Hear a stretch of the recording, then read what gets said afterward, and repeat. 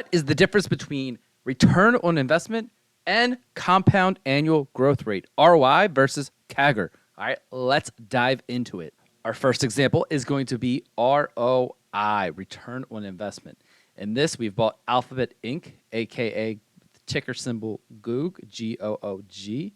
We bought 1,000 shares on January 1st, 2020. And then we sold those shares on December 31st, 2023. And we have a gain of $61,550. So I want to figure out what was my return on investment related to the shares of Alphabet Incorporated that I bought on January 1st, 2020. Return on investment's a fairly simple calculation.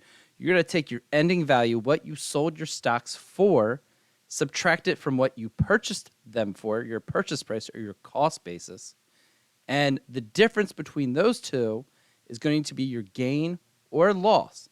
And you're going to take your gain or loss and divide it by your cost basis, what you had originally purchased it for, and that is going to give you a percent. And that percent is your return on investment. And in this situation, it's 85.8%.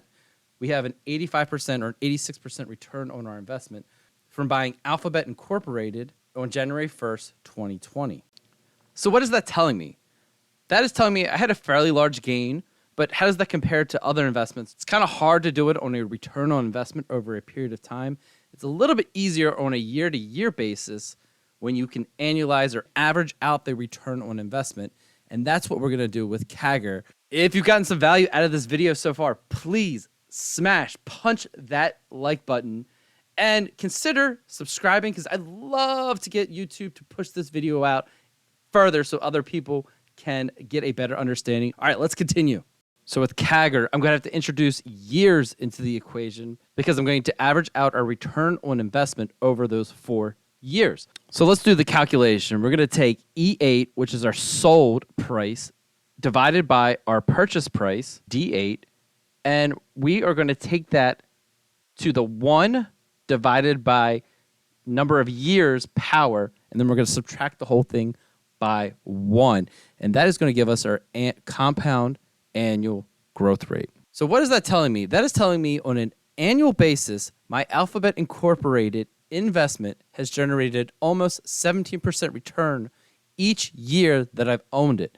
Now, overall, it's an 86% return, but on an annualized basis, it is almost 17% at 16.8%. So let's go ahead and prove this out so you can see that this formula works. So I'm going to take my purchase price times 1 plus my compound annual growth rate. You add the 1 in there so you have the purchase price carry forward into the calculation. Now, then I'm just going to continue. I'm going to grab for 2021 my ending value, multiply it by the same scenario, and just carry it through year 3 and year 4. And you could see my ending value equals the same amount that we sold it for using the compound annual growth rate.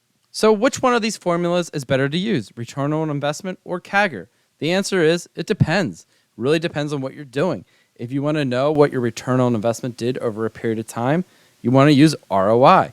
If you want to know what your investment did per year, maybe because you want to have better comparables of to what the market did or what another investment did, then CAGR probably makes sense. Both these formulas are useful. You just got to be mindful of what the context is when using these formulas and how you're comparing them to other investments to make sure it's apples to apples.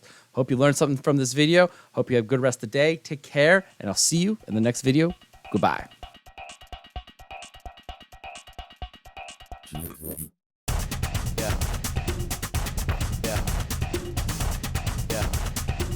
Yeah.